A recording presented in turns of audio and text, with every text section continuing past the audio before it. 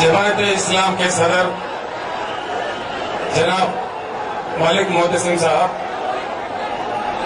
MPG के सदर हामिद महमूद खान साहब, मसनद नशीन बुजुर्गों,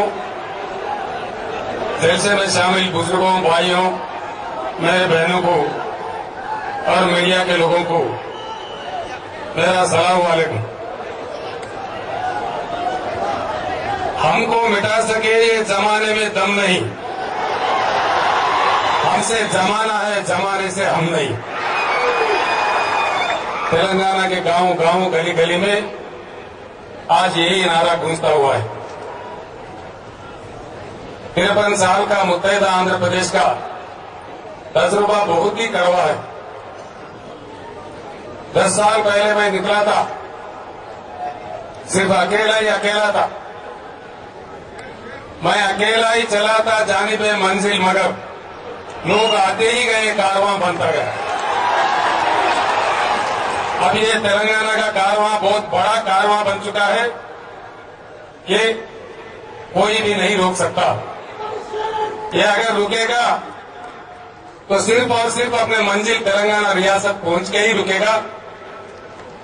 मैं तहे दिल से जमात इस्लामी जमात का सलाम करता हूं, शुक्रिया अदा करता हूं 4.5 करोड़ तेलंगाना के आवाम के तरफ से कि तेलंगाना जिद्दोजहद का जो बोझ है जमात इस्लामी हिंद ने आज उनके कांधों पे उठा लिया है और एमपीजी ने भी इस काम पे लगा हुआ है।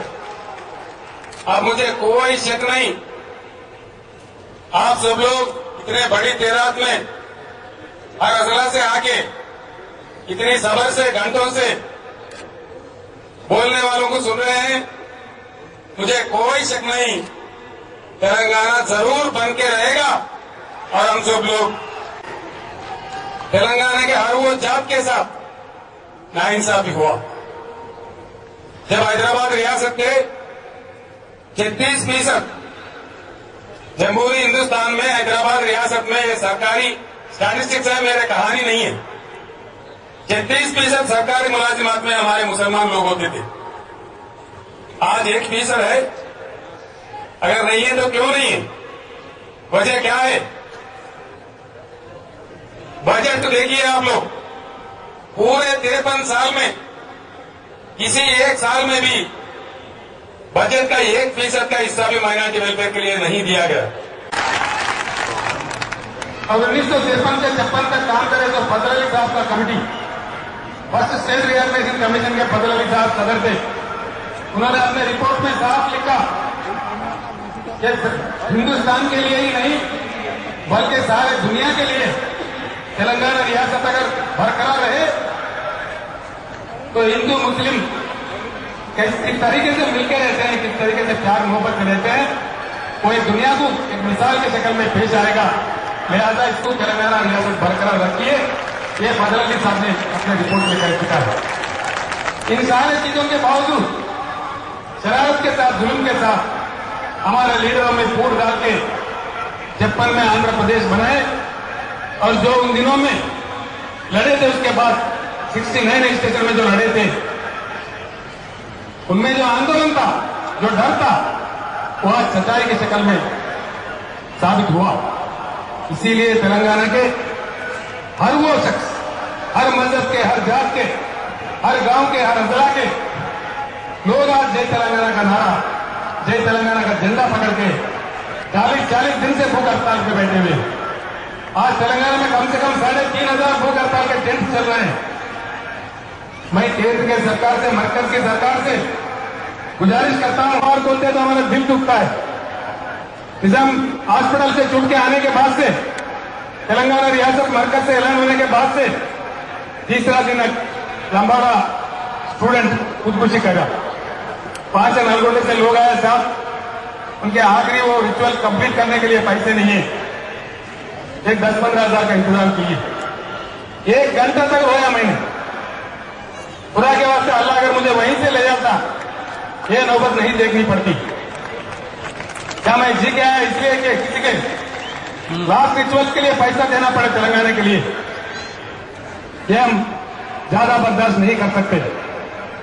वजीर आजम साहब से मैं गुजारिश करता हूं, लोग आके आपको दिल्ली में बोले तेलंगाना के मुसलमान तेलंगाना के साथ नहीं है, लेकिन मेरे आंखों के सामने क्या समंदर है।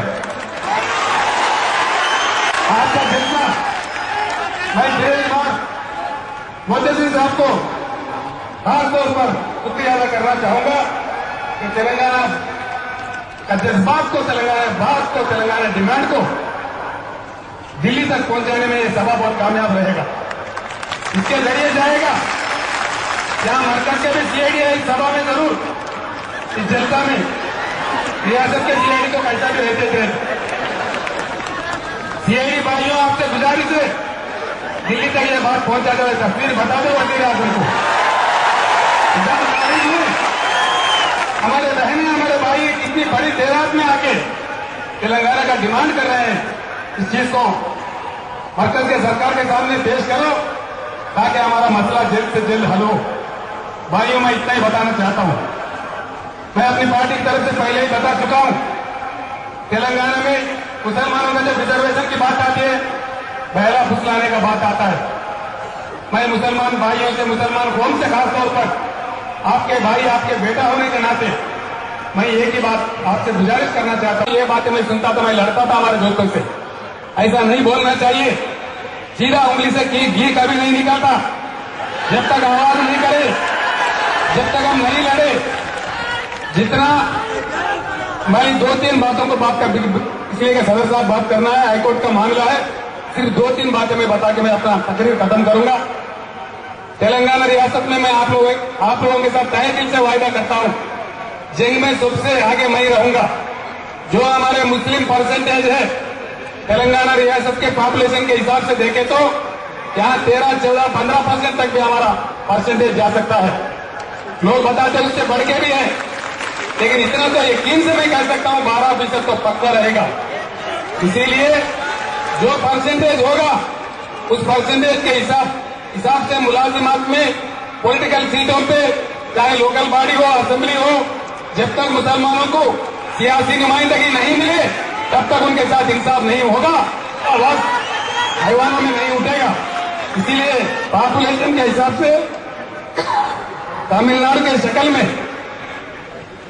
वो लोग अमल कर रहे हैं। 70% रिजर्वेशन अमल करने वाला रियासत हिंदुस्तान में तमिलनाडु है। मुसलमानों को 12% या 14% रिजर्वेशन दिलवाना है, सच्चे दिल से करना है तो बराबर कर सकते हैं। तमिलनाडु वालों ने रखा लिया, उस हिसाब से रखा दिया जाएगा और आपको बराबर आपका परसेंटेज मिलेगा। उसके लिए केसीआर आपके बेटा हमेशा जंग में आपके साथ सामने रहेगा, ये वायदा मैं करता हूं।